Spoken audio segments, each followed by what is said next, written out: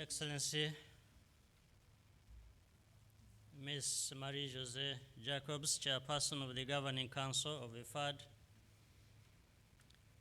President of IFAD, Dr. Kanayo Mwanzi, members of the Governing Council, IFAD, distinguished dignitaries, ladies and gentlemen. Thank you for inviting me to join this important discussion on increasing food production and promotion of sustainable use of the Earth's natural resources. According to the most recent figures from the Food and Agriculture Organization, it is evident that food production is not keeping up with the rapidly growing world population. It is therefore fitting that the Governing Council of IFAD is drawing our attention to this urgent concern. The situation is even more pressing when you consider that majority of those affected are mostly low-income, smallholder farmers in the developing world.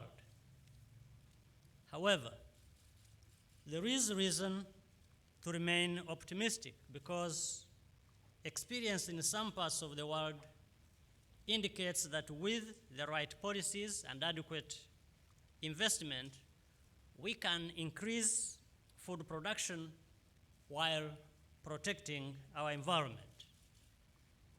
We have to admit that for much of the developing world, certainly for my country, Rwanda, agriculture is going to be smallholder based for some time and will mostly be carried out in fragile environments susceptible to climate change.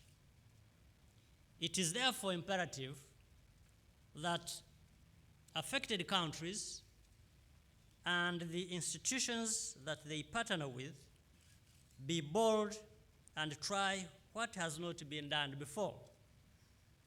We must learn from what has worked and adapt these models to suit smallholder farmers.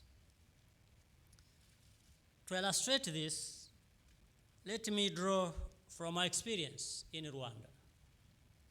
Over the last 5 years, a significant increase in output from smallholder farms has had a noticeable impact on the lives of our citizens. Agricultural GDP has grown at an average 8%, ensuring food security and higher incomes for farmers. This has directly resulted in over 1 million Rwandans moving above the poverty line in the same period. We have also worked to mitigate Rwanda's specific challenges of high population growth and density, steep hills, heavy rainfall, and frequent tilling of the same, often fragmented land. Conservation of the environment is such an important issue for us that it is one of the benchmarks of governance for which leaders at all levels are held accountable. If Rwanda has managed to gain these modest results and in difficult conditions, how much more can be achieved in less fragile conditions and with increased investment in opportunities that exist in many parts of Africa? The first part of the answer lies with individual countries that must design and implement suitable policies for increasing the productivity of smallholder farmers and work with them towards eliminating poverty. In addition to what we in government need to do, the quality of collaboration we develop with our partners is critical. I wish to acknowledge IFAD's role as a strong partner in our own agricultural programs, supporting us on many poverty reduction initiatives and in key export crops like tea and coffee.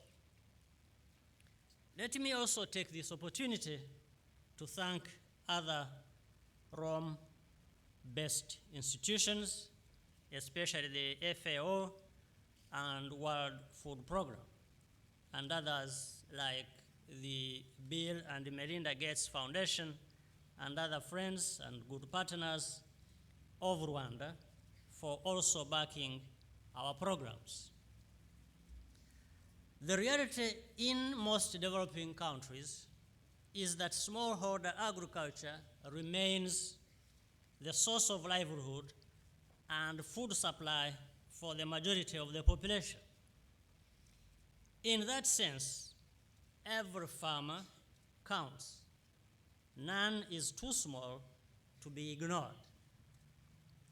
That's why in Rwanda, we have identified this sector as key to growth and developed programs targeting the smallest of smallholder farmers. This choice is producing results because Rwandans have taken ownership of their development agenda while forging partnerships for progress. The ultimate goal is transformation from subsistence to market-oriented production. Let me single out two such programs that have had a major impact on food production and living standards. In our case, the One Cow Per Poor Family Program, a homegrown initiative to which IFAD has contributed greatly, has improved nutrition, raised incomes, enhanced soil fertility, and through the person scheme is also rebuilding our social support fabric. In Rwanda, it is impossible to expand arable land. Yet the population is growing, and we need to protect our hard-earned food security, as well as advance commercial agriculture. This is why we have adopted a land consolidation and crop intensification program for optimal land use and increased yields. These initiatives have resulted in a dramatic increase in output for crops grown on consolidated land. For example, between 2007 and 2010, production of maize tripled, and that of both wheat and cassava more than doubled. Our experience has also shown that yields can be even higher and more sustainable when environmental conservation is integrated with agricultural activity. We are therefore investing in hillside terracing to reduce erosion and conserve moisture, rehabilitation of degraded forests, and concurrent reclamation of marshlands, both for agriculture as well as protection of wetlands. Distinguished ladies and gentlemen, while we can scale up what has been working, and has worked and learn from successful models, a lot more remains to be done. We cannot, for instance, talk of sustaining production levels if we continue to depend solely on rain-fed agriculture.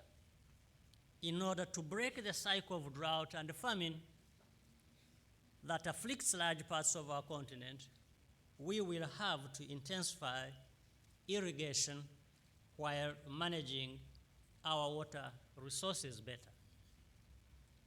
It is equally important that we ensure farmers have access to essential inputs like fertilizers, improved seeds, professional advice, as well as markets for their produce. Similarly, we need to invest more in research and new technologies to raise production and productivity and for value addition, especially to staple food crops. At the same time, we must make available sufficient resources to strengthen rural financial systems for farmers. It is gratifying to note that there is a growing number of success stories of smallholder farmers in other countries in Africa. This means that there is a future for this kind of agriculture, and crucially, that it is possible to eliminate the unacceptable tragedy of malnutrition and starving people. The countries that have made progress in these areas have done so because they have the right policies, ensure participation of citizens, and enjoy the support of development partners. It is clear that this support has been beneficial where it has come in to reinforce national priorities, like IFAD has done in Rwanda and in other parts of our continent. In my view, partnerships that respect the choices people make and produce results should be encouraged, strengthened, and emulated. Ultimately, long-term solutions to invest in agriculture will come from a greater involvement of the private sector in technology, production, marketing, and research. In conclusion, if we are to meet the twin objectives of feeding a growing population and protecting the environment, we will have to do what we know works, and that is targeted support and investment in smallholder farming to raise agricultural productivity, contribute to food security, and reduce poverty while protecting our planet.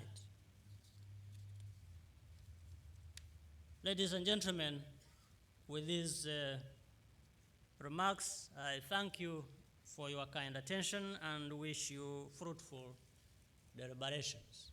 Thank you.